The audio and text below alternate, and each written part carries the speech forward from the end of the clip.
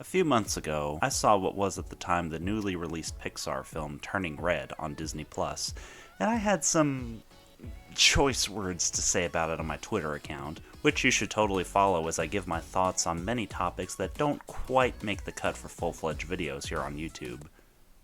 But anyway, I referred to the film about a teenager who finds out that her family has a curse that causes women in her family at a certain age to turn into a giant red panda when they experience intense emotions as manic, disgusting, the worst film that Pixar has ever released. And while that last statement remains true upon a second viewing, despite maybe being slightly more well-crafted than something like Good Dinosaur, the better way to describe the film is perhaps...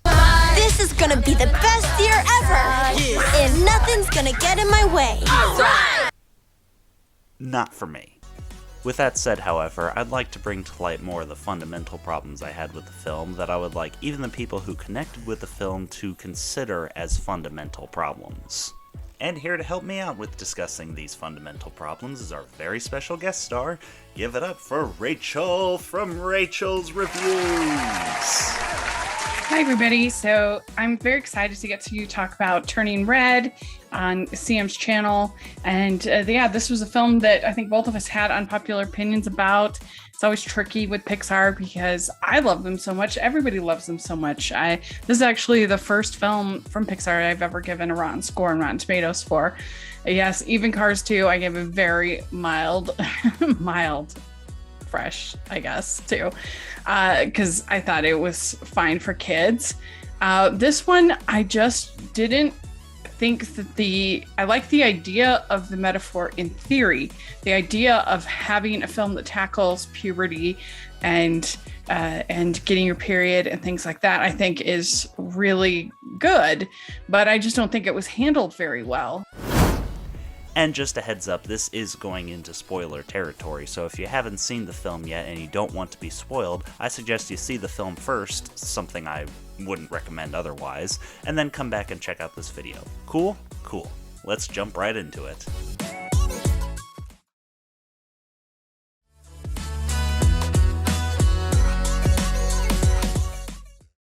One thing this movie has been getting a ton of appreciation for is how wildly expressive it is. 80% of this movie is just wild expressions to the point where you could pause the movie at almost any time and most likely get a good emoji out of it. But I'll be honest, it is way too much for me. I feel like we're entering a certain era of animation where studios think that the expression of the animation will make up for a lack of funny moments in the script, and that is definitely present here. A good chunk of the reactions in this film, when it's not throwing that anime-like glimmer that the film likes to use over and over and over again, come off like horror moments, like something out of Corpse Bride or Coraline. Except those were meant to be scary and this was meant to be funny. I think. There's this constant use of red low lighting that comes right out of nowhere. There's this desire to constantly show teeth even in moments that weren't meant to be disturbing. And for every one quiet moment, there's at least a dozen manic moments. And parents are supposed to show this to their daughters? I wouldn't.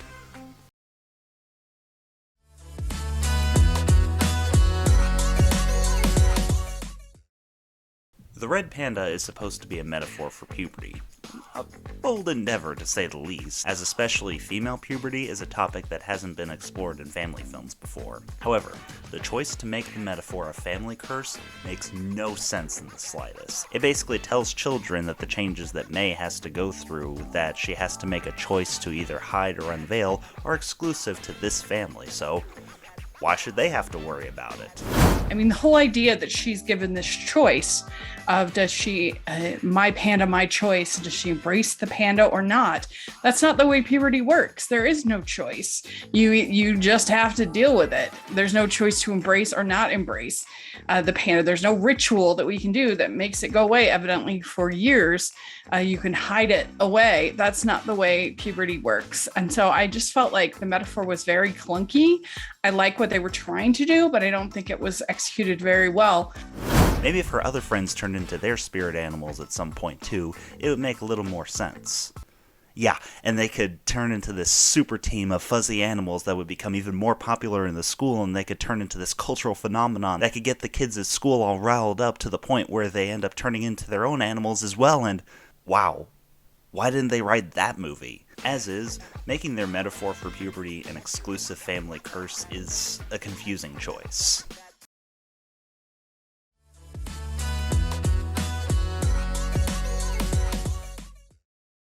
But, okay, it's one thing for the animation to be zealous, it's another to have it bring to life a bad protagonist. Insert our sarsaparilla of the day, Mei Lin. I'll first start off with a few merits that she does have. First of all, her introduction does exactly what I said a few weeks ago that Thor Ragnarok should have done by transitioning from Pixar's typically humble, family-oriented style into its new spunky, sassy, highly energized style. I'll also give huge props for making a 13-year-old girl actually look like a 13-year-old girl. With all that said, her biggest issue is in her principles. Oh, not that she's rebellious, sassy, or self-centered, because we've definitely seen rebellion, sass, and self-centeredness in Pixar protagonists in the past. No, her issue is that she has no central basis of principles. From the intro, she's established that she's 13, which means she's free to do what she wants, when she wants, 24/7, 365, as she puts it, and free to go gaga over the boys and boy bands with her friends. But she also establishes that she's hard-pressed on pleasing her mother, linked with her to a point where they sweep in unison and give tours as a smooth-running team. The conflict, I think, is between trying to please her mom and her friends at the same time, but there are several moments where she makes quick decisions in favor of her friends and completely against the mother without really considering how she might be affected. One good example of this is that halfway through the film, Mei and her friends find out that the red panda form is increasingly popular among her schoolmates, and immediately jumps into a montage of making money that is never explained how the kids in the school get a hold of, off merchandise, photo opportunities, or even fuzzy hugs from the red panda in order to raise funds for tickets to a boy band concert, without any consideration as to how this will devastate the mother if she were to find out that she was doing all this behind her back. Just go ahead and lie to the mother that you establish you have always been there for in favor of a freaking boy band concert. Am I saying she should have decided against that in favor of the mother? No, and we'll get a little more specific as to why in a little bit. But what I am saying is that there should have at least been a moment of, oh, I can't do this, it'll hurt mom, but Mei. Oh, alright, let's do this. Jumping into the montage without that emotional conflict feels like writer's convenience. This makes it much harder for her to earn moments when she makes decisions that completely diss her friends in favor of her mother. Particularly at the end of the second act when the mom jumps to conclusions and blames her friends for rebellious behavior.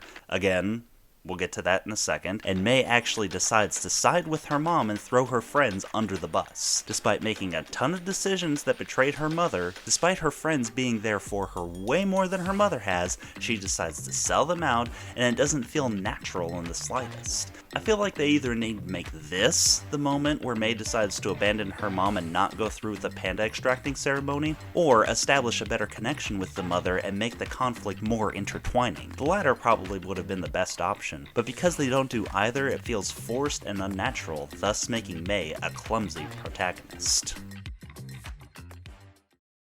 But let's jump into the biggest gripe I have with this movie.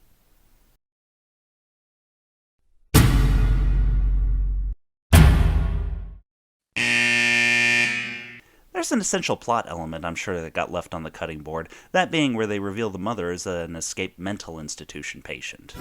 I mean, what is this? I've never seen a sane person go from 0 to 100 the way that Mei's mother does. It's one thing for her to be a workaholic that's trying to run a business and raise her daughter at the same time, and trust me, I know how busy and crazy that can make a person. In fact, my favorite movie of the year, Everything Everywhere All at Once, has a protagonist that represents this in a far superior manner.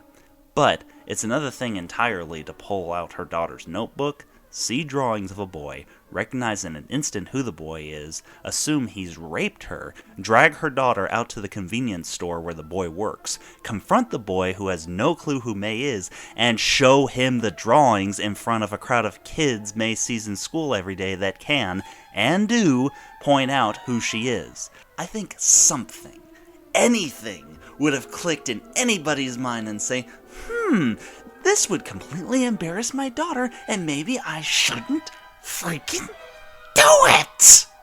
Again, this feels like a manipulative plot device to get her rebellion against her mom rolling in an over-the-top manic manner that I guess is supposed to feel extravagant, but goes way too far in making the mom look like an antagonist. May's goal in this movie is to go see a boy band concert. Just have her ask her mom if she can go, and have her say no.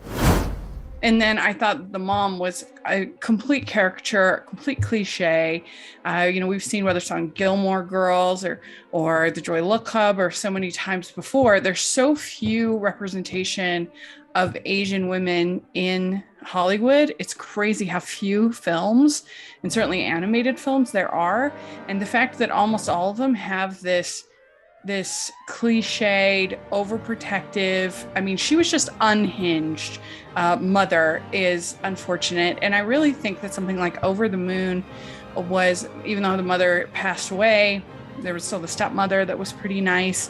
And some of the other characters in that movie, I think that did that much better. And then I also think Abominable did everything, this kind of story, much better.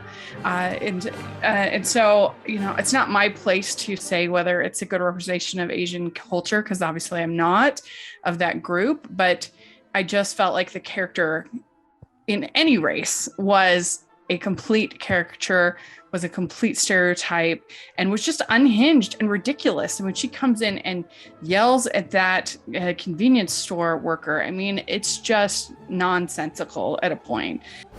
What's worse, though, is that they don't just make her an antagonist, they make her a sympathetic antagonist, like Thanos or Killmonger, and it does not work at all. There are several warm moments between May and her mom, but they don't intertwine with her antagonistic moments. She just snaps into villain mode whenever the plot calls for it. It's less like a natural human conflict and more like Plankton is in her mind toying with her good guy, bad guy switch. One part, for example, that I guess is supposed to intertwine is when she finds May in her red panda form at a birthday party, and while May expects her mom to confront her about it, she actually goes straight to her friends and says, "What have you done with my daughter?" And then her friends are like, "No, she wanted to do this," and her mom's like, "No, my daughter is perfect, it's you that's the problem." Like, no, she has attitudes in front of you, she made it clear that her taste in music is not lined up with yours anymore, and you just saw her B- and C+ grades underneath her bed. You should know by this point that your daughter isn't perfect.